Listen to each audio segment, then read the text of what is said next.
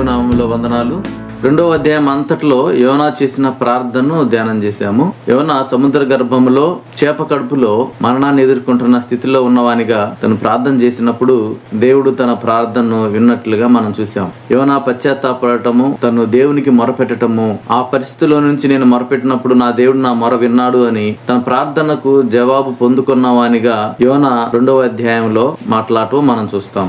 2వ అధ్యాయం చివరిలో మరి ఆ చేప యోనాను దేవుని యొక్క ఆజ్ఞను బట్టి ఒడ్డున కక్కివేసినట్లుగా మనం చూసాం. 3వ అధ్యాయం ప్రారంభంలో 1వ వచనం 2వ వచనం మనం చూసినప్పుడు ఎగ్జాక్ట్ గా 1వ అధ్యాయంలో మొదటిసారి యోనాకు దేవుడు ప్రకటించమని చెప్పాడో దానికి కొంచెం భిన్నంగా అదే పనిని మరలా తిరిగి అప్పగిస్తూ దేవుడు మరలా యోనాను 2వసారి పంపించినట్లు మనం చూద్దాం. అంతటా యెహోవా వాక్కు 2వ మారు యోనాకు ప్రత్యక్షమై సెలవిచ్చినదేమనగా, నీవు లేచి నినివే మహాపురమునకు పోయి నేను నీకు తెలియజేయ సమాచారము దానికి ప్రకటన చేయము అని చదువుతాం. వాస్తవానికి దేవుని వాక్కు యోనాకు ప్రత్యక్షమై అనే మాటను మనం చదువుతాము. గతంలో కూడా మనం చాలా సార్లు ఇదే విషయాన్ని ధ్యానం చేశాము. దేవుని వాక్కు వారికి ప్రత్యక్షమై మాట్లాడినప్పుడు, అంటే దేవుని వాక్కుగా మనకు పాత నిబంధన గ్రంథంలో అనేక చోట్ల మనుషులకు ప్రత్యక్షమై ఆయన యొక్క స్వరమును వినబడజేసినది యేసుక్రీస్తు అన్న సంగతిని మనము గతంలో కూడా చూసాం. సో యెహోవా వాక్కు ప్రవక్తలకు కానీ మరి పాత నిబంధన భక్తులకు కానీ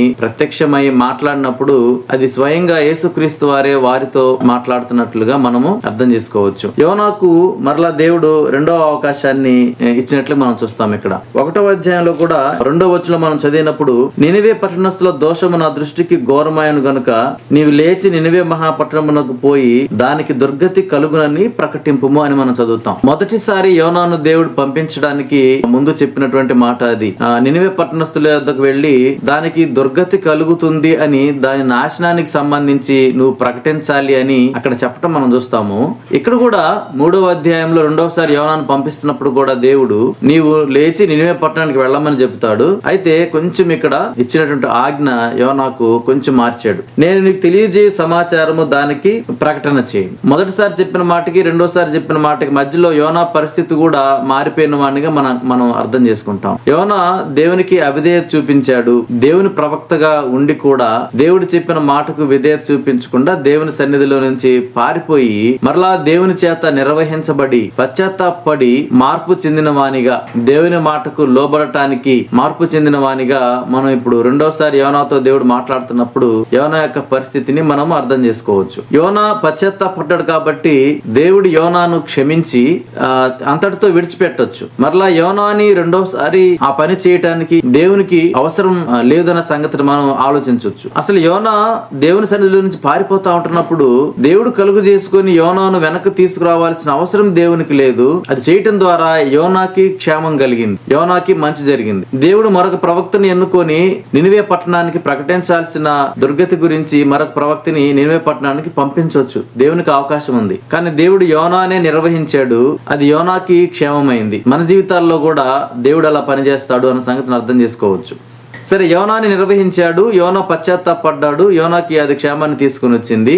యోనా ఒడ్డున పడిన తర్వాత మరలా దేవుడు యోనాకే అప్పచెప్పకుండా మరొక ప్రవక్తను పంపించే అవకాశం ఉంది. కానీ 2వసారి కూడా దేవుడు యోనానే నినివే పట్టణానికి వెళ్ళమని ఆ పనిని యోనాకే అప్పగించాడు అన్నమాట. దేవుడు క్షమించడం వరకు యోనా పశ్చాత్తాపడినప్పుడు మనం అర్థం చేసుకోవచ్చు. యోనాను క్షమించిన తర్వాత కూడా మరలా తిరిగి యోనాకు అదే పనిని అప్పగించటంలో అది దేవుని యొక్క నిర్ణయము. అప్పగించకపోయినా గానీ దేవుని క్వశ్చన్ చేయడానికి మనకు అవకాశం లేదు. గాని మరలా తిరిగి యోనానే 2వసారి ఆ పనికి పిలవటం వెనకాల యోనా పట్ల దేవుని యొక్క కృపని మనము అర్థం చేసుకోవచ్చు. మొదటిసారి నువ్వు అక్కడికి వెళ్ళి ఏ మెసేజ్ వాళ్ళకి చెప్పాలి అనేది కూడా దేవుడు ప్రత్యక్షపరిచాడు. 2వసారి కొంచెం మార్చాడు. నువ్వు లేచి నినివే పట్టణానికి వెళ్లే లోపు, లేకపోతే నువ్వు వెళ్ళిన తర్వాత నేను నీకు బయలుపరుస్తాను అక్కడ మెసేజ్ ఏం చెప్పాలనో. సహజంగా దేవుడు పనిచేసే విధానాన్ని మనం బైబిల్లో ఇలానే అర్థం చేసుకుంటాం. మొదటగా మనం విధేయత చూపించాలి. మనం విధేయత చూపించిన కొలది దేవుడు మరింతగా బయలుపరుచుకుంటాడు. ఇదే సంగతిని మనకి అనేక సార్లు మనము బైబిల్లో చదువుతాం. మనుషులను నిర్వహించే క్రమంలో దేవుడు మనుషులతో వ్యవహరించే విధానము బైబిల్లో ఇలానే ఉంటది. యోనా లేచి నినివే పట్టణానికి వెళ్ళాలి.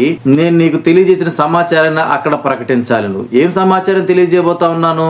దేవుడు బహుశా మొదటిసారి యోనాని పిలిచినప్పుడు యోనా నిర్వహించడం కొరకు పూర్తిగా ఆ సమాచారాన్ని చెప్పేసి ఉండొచ్చు. బహుశా మొదటిసారి గనక యోనాను నువ్వు లేచి నినివే పట్టణానికి వెళ్ళు, అక్కడ ఏం ప్రకటించాలి ప్రకటించాలో నేను ఇచ్చిన సమాచారాన్ని అక్కడ ప్రకటించు అని చెప్పినట్లుగా అయితే యోనా వెళ్లేవాడో లేదో మనకు తెలియదు, కానీ మొదటిసారి వెళ్ళమని చెప్పినప్పుడు మాత్రము యోనాకు పూర్తి మెసేజ్ ని దేవుడు ఇచ్చేసాడు. కానీ రెండవసారి మాత్రము నువ్వు వెళ్ళిన తర్వాత నేను నీకు చెప్తాను అన్నట్లుగా మనం అక్కడ చదువుతాం. సో యోనా ప్రయాణమై నినివే పట్టణానికి వెళ్తాడు. మన వాక్యంలో చదువుతాము, నినివే పట్టణము చాలా గొప్ప పట్టణంగా మనం చదువుతాం. ఆ దినాల్లో బైబిల్ చరిత్రలో ఉన్న చాలా కొద్ది మహాపట్టణాలలో నినివే పట్టణము భూలోకం అంతటిలో అప్పుడులో ఉన్నటువంటి రాజ్యాలను, మానవ రాజ్యాలన్నిటిలో మనం పరిశీలన చేసినప్పుడు నినివే పట్టణము అషూరు రాజ్యంలో ఉన్నటువంటి ఒక మహాపట్టణంగా విలసిల్లినటువంటి ఈ పట్టణము 3 దినాలు ప్రయాణం అంతా దాని యొక్క విస్తీర్ణం అని మనం అక్కడ చదువుతాం అన్నమాట. యోనా లేచి యెహోవా సెలవిచ్చిన ఆజ్ఞ ప్రకారముగా నినివే పట్టణమునకు పోయెను. నినివే పట్టణము దేవుని దృష్టికి గొప్పదే. 3 దినముల ప్రయాణం అంతా పరిమాణము గల పట్టణము.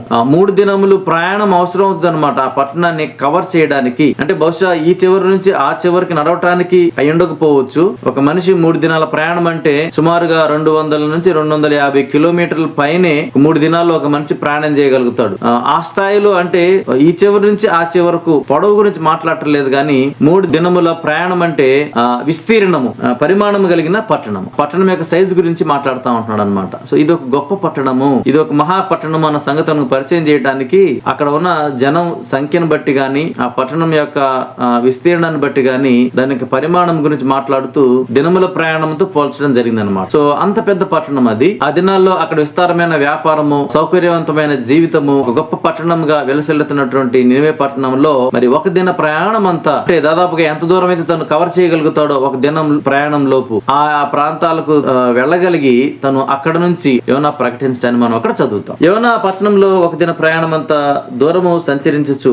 ఇక 40 దినములకు నినివే పట్టణము నాశనమగునని ప్రకటన చేయగా దేవుడు మరి 40 దినాల్లో ఈ పట్టణాన్ని నాశనం చేయబోతా ఉంటున్నాడు అన్న సంగతిని యోనా అక్కడ ప్రకటించడం జరిగింది అనమాట. ఇక్కడ వాడబడిన పదాన్ని బట్టి మనం చూసుకున్నప్పుడు ఎగ్జాక్ట్ గా ఈ నాశనము ఏ స్థాయిలో దేవుడు ఈ పట్టణం మీద తీసుకొని రాబోతా ఉన్నాడు అన్న సంగతిని యోనా ప్రకటించాడంటే ఇదే మాట మనకి కొన్ని సందర్భాల్లో పాత నిబంధనలో కూడా వాడబడుతుంది. సొదొమ గుమొర్రాని దేవుడు నాశనం చేసినప్పుడు కూడా ఇదే మాటను అక్కడ వాడతాడనమాట. కనుక ఇది పూర్తిగా తుడిచిపెట్టడం, భూమి మీద నినివే పట్టణం అనేది ఆనవాళ్ళు లేకుండా పూర్తిగా నాశనం చేయబడటాన్ని గురించి ఈ మాట మనకి తెలియజేస్తుంది అనమాట. సో యోనా అంత కఠినంగానే ఆ మాటను అక్కడ ప్రకటించాడు. నినివే పట్టణస్థులతోటి మరొక 40 దినాల్లో సమూలంగా దేవుడు మిమ్మల్ని పూర్తిగా నాశనం చేయబోతా ఉంటున్నాడు అన్న సంగతిని యోనా అక్కడ ప్రకటించినట్లుగా మనం చదువుతాం. యోనా ఈ సంగతి ప్రకటించినప్పుడు మరి 5వ వచనం నుంచి మనం 9వ వచనం వరకు మనం చదివితే గనక అక్కడ నినివే పట్టణపు వారు మొదట పశ్చాత్తాపడినట్లుగా మనం చదువుతాము. తర్వాత ఆ పట్టణం యొక్క రాజు యొద్ద ఉన్నటువంటి మంత్రులను, అధికారులను, ఈ సమస్తమును వారు పశ్చాత్తాపడి ఉపవాసం ఉండి పశువులతో సహా వాటికి ఏమి నీరు గాని ఎట్లాంటి ఆహారం గాని పెట్టకుండా పశువులను కూడా ఎండగట్టి మనుషులందరూ చిన్నవాళ్ళనేమి పెద్దవాళ్ళనేమి అందరూ కూడా ఉపవాసం ఉండి దేవుని వైపు వాళ్ళు తిరిగినట్లుగా మనం 5వ వచనం నుంచి 9వ వచనం వరకు చదువుతాం. ఇది చాలా ఆశ్చర్యాన్ని కలుగు చేస్తుంది అనమాట. నినివే పట్టణం అనేది దేవుని ఎరుగని అన్యుల పట్టణము, అంటే యెహోవా దేవుని సేవించని జనాంగం గురించి మనం ఈ పట్టణంలో చూస్తాం. వారు రకరకాల దేవతలను కొలుస్తా ఉండేవాళ్ళు. హెబ్రీయుల దేవుడైన యెహోవా గురించి వాళ్ళకి తెలుసు గాని, తెలియకుండా అయితే లేదు, వాళ్ళకి తెలుసు గాని ఆ చుట్టుపక్కల ఉన్నటువంటి జాతుల ప్రజలకు ఇశ్రాయేలీయులు సేవిస్తా ఉన్నటువంటి దేవుడైన యెహోవా గురించి, ఆయన చేసిన మహా కార్యముల గురించి వారికి తెలుసు గాని, వారైతే వారికి నచ్చిన వారి స్థానిక దేవతలను, దేవుళ్లను రకరకాల ఆచారాలతో వాళ్ళు కొలిచే జనాంగంగా ఉన్నారు ఇశ్రాయేలు దేశానికి చుట్టూ ఉన్నటువంటి మిగతా దేశాల ప్రజలు అన్న సంగతిని మనము అర్థం చేసుకోవచ్చు. ఎప్పుడైతే యోనా ప్రకటించాడో కేవలం యోనా ఇంకొక 40 దినాల్లో ఈ నినివే పట్టణము సమూలంగా నాశనం చేయబడతా ఉంది అని మాత్రమే ప్రకటించి ఉండడు. ఎందుకంటే దేవుడు ఏదైనా ఒక జనాంగానికి తీర్పును ప్రకటించినప్పుడు ఆ తీర్పును ఆ జనాంగంపై దేవుడు ఎందుకు జరిగిస్తా ఉంటున్నాడు, ఆ శిక్షను, ఆ నాశనాన్ని వారి మీదకు దేవుడు ఎందుకు తీసుకొస్తున్నాడు,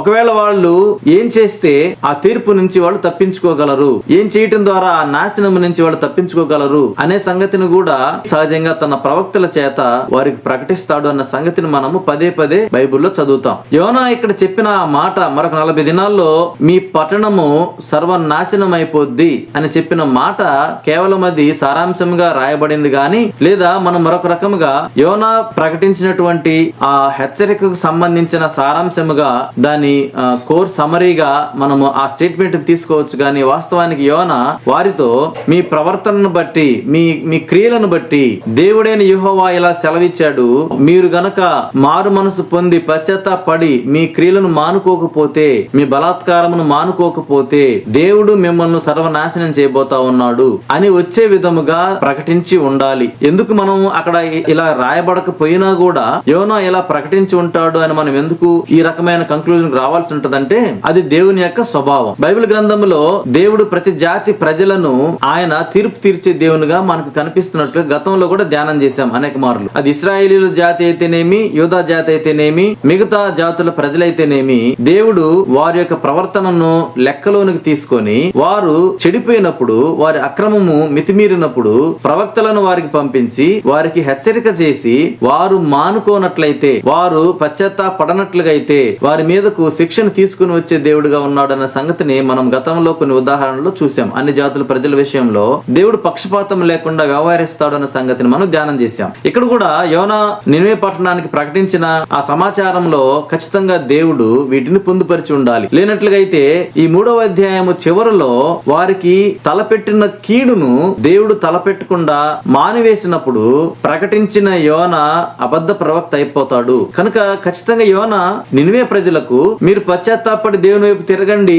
మీ బలాత్కారము, మీ అక్రమము, మీ పాప కార్యములను, మీ క్రియలను మీరు మానుకోండి, దేవుని మాట వినండి, లేకపోతే మరొక 40 దినాల్లో మీరు సర్వనాశనం అయిపోతారు అని ప్రకటించుండాలి. అందుకని వెంటనే యోనా ప్రకటించిన మాటకు మరి రెస్పాన్స్ గా 5వ వచనం నుంచి 9వ వచనాల వరకు మనం చదువుతాము. ఆ పట్టణంలో ఉన్నటువంటి మొదటిగా ఆ పట్టణంలో ఉన్న ప్రజలు, సామాన్య ప్రజలు అందరూ కూడా యోనా మాటను విన్న తర్వాత వారు దేవుని విశ్వసించిరి అనే మాట మనం అక్కడ చదువుతాం. యోనా 3వ అధ్యాయము 5వ వచనంలో, నినివే పట్టణపు వారు దేవుని విశ్వాసం ఉంచి ఉపవాస దినము చాటించి గనులేమి అల్పులేమి అందరూ గోనె పట్ట కట్టుకొనిరి. చాలా ఆశ్చర్యంగా ఉంటది అనమాట. బేసికల్ గా వాళ్ళు సేవించేది రకరకాల దేవుళ్లను, దేవతలను. ఎప్పుడైతే యోనా యెహోవా గురించి దేవుడు ఇలాగా మీకు పనిష్మెంట్ ఇవ్వబోతా ఉంటున్నాడు అనే సంగతిని ప్రకటించాడో వెంటనే వాళ్ళు దేవుని విశ్వసించిరి అని రాసి ఉంటది అనమాట. చాలా సార్లు బైబిల్ గ్రంథంలో ఎస్పెషల్లీ చిన్న ప్రవక్తల గ్రంథాలు మనం ధ్యానం చేస్తా వచ్చినప్పుడు, ఇర్మియాతో తర్వాత యెషయాతో కూడా కలుపుకుంటే మనం చూసుకున్నప్పుడు ఇశ్రాయేలు ప్రజలు, యూదా ప్రజలు మాటి మాటికి దేవుని యొద్ద నుంచి ప్రవక్తలు వచ్చి ప్రకటించినా కూడా వారికి అవిధేయతలోనే కొనసాగటాన్ని మనం చూస్తాం. కానీ నినివే పట్టణంలో ఉన్న ప్రజలు ఒక్కసారిగా యోనా ప్రకటించడం తోటి, ఒక్క దినములో ప్రకటించడం తోటి వెంటనే వాళ్ళు ఈ సమాచారం విన్న తర్వాత వెంటనే వాళ్ళు దేవుని విశ్వాసం ఉంచటము, తర్వాత వారు పశ్చాత్తాప పడటము అనేది కూడా మనం అర్థం చేసుకుంటాం. వారు పశ్చాత్తాప పడిరి అని మనకు స్ట్రైట్ గా వారి గురించి రాయబడకపోయినా 5వ వచనం నుంచి 9వ వచనం వరకు మనం వాళ్ళు చేసిన వాటిని బట్టి మనం ఏం అర్థం చేసుకోవచ్చు అంటే, వారు బేసికల్ గా దేవుని నమ్మారు, దేవుని విశ్వాసం ఉంచారు, తర్వాత తమను తాము తగ్గించుకున్నారు. అంటే వాళ్ళు ప్రశస్తమైన వారి వస్త్రాలను తీసేసి గోనె పట్టలను ధరించుకోవటంలో మనకి ఈ సంగతి అర్థం అవుతుంది. తర్వాత వారు చేసిన తప్పుల్ని వాళ్ళు తెలుసుకున్నారు, వాళ్ళ అక్రమం ఏంటో, వాళ్ళ బలాత్కారం ఏంటో వాళ్ళు రియలైజ్ అయ్యారు, వాళ్ళు చేసిన తప్పును తెలుసుకున్నారు. తర్వాత వాళ్ళు చేస్తున్న బలాత్కారమును, ఆ కార్యములను వాళ్ళు మానుకున్నారు. వాళ్ళు మనఃపూర్వకముగా దేవునిని ప్రార్థించారనే సంగతి కూడా మనం ఇక్కడ చదువుతాం. వాళ్ళు మనఃపూర్వకముగా దేవుని ప్రార్థించారు. మనకు వాక్యం సెలవిస్తా ఉంది, ఆయన సేవించే వాళ్ళు మరి పూర్ణ మనస్సుతో ఆయనను సేవించాలి. వీళ్ళు కూడా నిజముగా అబద్ధం లేకుండా పూర్ణ మనస్సుతో దేవుని వేడుకున్నారు మనం చదువుతాము. అంటే ఈ దేవునికి ప్రార్థన చేశారు అని చదువుతాం. అక్కడ రాయబడిన మాట, మొదటగా నినివే పట్టణంలో ఉన్న ప్రజలు దేవుని వైపు తిరిగారు, పశ్చాత్తాపడ్డారు. వారు పశ్చాత్తాపడ్డారు అని మనం అర్థం చేసుకోవడానికి వారు చేసినటువంటి క్రమంగా 1 by 1 దేవుని నమ్మటము, వారు తప్పు చేశారన్న సంగతిని గ్రహించటము, వాళ్ళ యొక్క క్రియలు మానుకోవటము, మనఃపూర్వకంగా దేవుణ్ణి వాళ్ళు వేడుకోవటము మనకు అర్థమవుతుంది అనమాట. వాళ్ళు పశ్చాత్తాపడ్డారన్న సంగతిని. అయితే వీళ్ళల్లో మరి ఈ సంగతి జనులు ఇట్లాగా వాళ్ళు ఉపవాసం ఉండి తమను తాము తగ్గించుకొని ఈ దేవుని యందు విశ్వాసాన్ని ప్రకటించారు. ఎవరినైతే యోనా ప్రకటించాడో ఆ దేవుని యందు విశ్వాసాన్ని చూపించారు వీళ్ళు అన్న సంగతి రాజుకి తెలిసినప్పుడు రాజు కూడా మంత్రులతో సహా చాటింపు వేయించి మరి దూతల చేత, మరి మెసెంజర్ చేత ఆ పట్టణంలో ఉన్నటువంటి వారి రాజ్యంలో ఉన్నటువంటి వారందరికీ చాటింపు వేయించి మరి వాళ్ళు ఉపవాసం ఉండినట్లుగా, కఠినంగా ఉండినట్లుగా, రాజు అయితే స్వయంగా తానే మరి బూడిదలో కూర్చున్నట్లుగా, మనకు పాత నిబంధన కాలంలో బూడిదలో కూర్చోవటం అనేది చాలా దుఃఖంతో కూడిన వారి యొక్క స్థితిని గురించి మనకు తెలియజేస్తుంది అనమాట. గోనెపెట్టతో చేసిన వస్త్రాలు ధరించుకొని బూడిదలో కూర్చొని ఉపవాసం ఉండి వారిని తగ్గించుకోవటం ద్వారా రాజు మాట్లాడిన ఒక మాట ఏంటంటే, ఒకవేళ దేవుడు మనసు త్రిప్పుకొని పశ్చాత్తప్తుడై మనము లయము కాకుండా తన కోపాగ్ని చల్లార్చుకొనును వచ్చును కనుక మనుషులు ఏది పుచ్చుకొనకూడదు, పశువులు కూడా ఏది పుచ్చుకొనకూడదు, ఉపవాస దినాలు పాటించండి అని అనౌన్స్ చేస్తూ రాజు చెప్పిన మాట ఏంటంటే, ఒకవేళ ఆయన మనసు మార్చుకొని పశ్చాత్తప్తుడై మనము లయము కాకుండా కోపాగ్నిని చల్లార్చుకునేమో. వాళ్ళకి తెలుసు ఒక దేవుణ్ణి ఎలాగా ప్రసన్నం చేసుకోవాలో, ఎందుకంటే వాళ్లకు కొన్ని ఆచారాలు కొన్ని పద్ధతులు ఉన్నాయి. దేవుడు ద్వేషించే కార్యక్రమాలు జరిగించే ఆచారాలు పద్ధతులు ఉన్నటువంటి జనాంగం వాళ్ళు. అన్ని దేవతలను ఇతర దేవతలను వాళ్ళు పూజిస్తా ఉంటున్నప్పుడు ఇలాంటి కార్యక్రమాలన్నీ వాళ్ళు చేస్తారనమాట. ఎందుకు పలానా దేవుణ్ణి తృప్తిపరచడం కొరకు బలివ్వటము, మనుషులని లేకపోతే పసిపిల్లను బలివ్వటము, లేకపోతే వ్యభిచార సంబంధమైన కార్యక్రమాలు జరిగించటము, ఇట్లాంటివన్నీ కూడా చేయటం ద్వారా ఇదిగో పలానా దేవుని మనం సంతోషపరుస్తున్నాము అనుకుని నమ్మే జనాంగము ఇప్పుడు ఈ దేవుణ్ణి మనము ఆయన కోపాన్ని చల్లార్చాలి, లేకపోతే ఆయన ఉగ్రత నుంచి మనం తప్పించుకోవాలి, ఆయన పనిష్మెంట్ నుంచి మనం తప్పించుకోవాలి అంటే ఇలాంటివి చేయటం ద్వారా ఈయన సంతోషపడడు, లేకపోతే ఈయన తన మనసు మార్చుకొనడు. మరి ఎలాగా ఈయన చేస్తాడు అంటే, ఇదిగో మన గర్వము పోవాలి, మనము చేస్తా ఉంటున్న అక్రమం ఏదైతే ఉందో, బలాత్కారం ఏదైతే ఉందో అది ఆపాలి. మన బలాత్కారము, మన అక్రమము, మన పాపములు ఆపాలి, మన గర్వం పోవాలి, మనల్ని మనం తగ్గించుకోవాలి, మనల్ని తగ్గించుకొని ఈ దేవుని వేడుకోవాలి అన్న సంగతి వాళ్ళకి, మిగతా దేవుళ్ళని సేవిస్తా ఉంటున్న, మిగతా ఆచారాలతో దేవుళ్ళని సేవిస్తా ఉంటున్న వాళ్ళకి ఇలాగా ఈ దేవుని సేవించడం అనేది కొత్తదన్నమాట. కానీ ఎప్పుడైతే ఏమైనా ప్రకటించాడో వాళ్ళు కరెక్ట్ గా ఈ దేవుని ఎలాగ సేవించాలనో, ఎలాగ విశ్వసించాలనో వారు పశ్చాత్తాపడి చేసినట్లుగా రాజ్యంలో అందరూ కూడా, రాజుతో సహా చిన్నవారు మొదలుకొని పెద్దవారి వరకు వాళ్ళు వీటిని జరిగించినట్లుగా మనం 5వ వచనం నుంచి మరి 9వ వచనం వరకు మనం చూస్తాం. దేవుడు పశ్చాత్తాపడి తను చేద్దాం అనుకుంటున్న నాశనాన్ని చేయకుండా మరి తన కోపమును చల్లార్చుకుంటాడేమో అనే సంగతిని రాజు మాట్లాడతాడు. అట్లానే ఎప్పుడైతే వీళ్ళంతా కూడా ఇలాగ పశ్చాత్తాపడి దేవుని వైపు తిరుగుతారో, నినివే పట్టణంలో ఉన్న ప్రజలు, దేవుడు కూడా 10వ వచనంలో మనం చదువుతాము, ఈ నినివే వారు తమ చెడు నడతలను మానుకొనగా వారు చేయుచున్న క్రియలను దేవుడు చూచి పశ్చాత్తప్తుడై వారికి చేయుదునని తాను మాట ఇచ్చిన కీడు చేయక మానెను అని మనం చదువుతాం. బైబిల్ గ్రంథంలో చాలా చోట్ల దేవుడు పశ్చాత్తాప పడడు అనే సంగతిని కూడా మనం చదువుతాం. ఉదాహరణకు సంఖ్యాకాండం 23వ అధ్యాయము 19వ వచనంలో, 1వ సమూయేలు 15వ అధ్యాయము 29వ వచనంలోను, రోమీయులకు రాసిన పత్రికలో 11వ అధ్యాయం 29వ వచనంలోను, కీర్తనలు 110 4వ వచనంలోను మనం చదువుతాము, ఆయన పశ్చాత్తాప పడడు. ఈ సంగతిని మనం స్పష్టంగా చదువుతాం. పశ్చాత్తాప పడటానికను యోనా 3వ అధ్యాయంలో రాయబడిన ఈ మాట, ఒకటి రాజు దేవుడు పశ్చాత్తాపడి మనల్ని క్షమిస్తాడేమో అనే పాటను వాడతాడు. 10వ వచనంలో అయితే స్పష్టంగా దేవుడు పశ్చాత్తప్తుడై తను తలపెట్టిన కీడును తలపెట్టకుండా మానుకుని మనం చదువుతాం అన్నమాట. అంటే ఇక్కడ దేవుడు పశ్చాత్తాపడ్డాడు అన్నట్లుగా మనకు అర్థం వచ్చే విధంగా మనం చదువుతాం. అట్లనే ఆదికాండము 6వ అధ్యాయము 6వ వచనంలో కూడా దేవుడు సంతాపపడినట్లుగా, నిర్గమాకాండము 32వ అధ్యాయం 14వ వచనంలో కూడా దేవుడు సంతాపపడినట్లుగా, పశ్చాత్తాపడినట్లుగా అర్థం వచ్చే విధంగా అక్కడ రాయబట్టని మనం చూస్తాం. రెండు విరుద్ధమైన మాటలు మనం చూస్తాం. గతంలో కూడా మనం ఈ విషయంలో ధ్యానం చేశాము.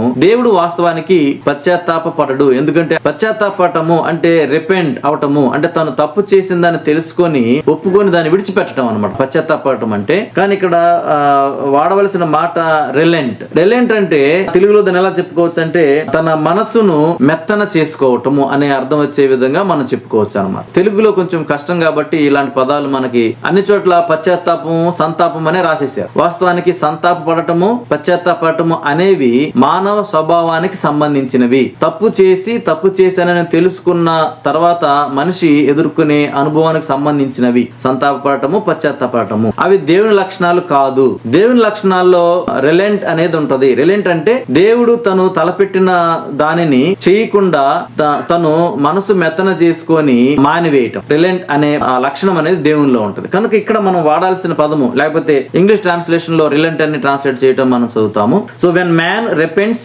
God relents. సో మనిషి పశ్చాత్తాపడినప్పుడు దేవుడు తన మనసు మెత్తన చేసుకొని తన నిర్ణయాన్ని ఆయన క్యాన్సిల్ చేస్తాడు, లేకపోతే తను చెప్పినటువంటి నాశనాన్ని తీసుకురాకుండా క్యాన్సిల్ చేస్తాడు.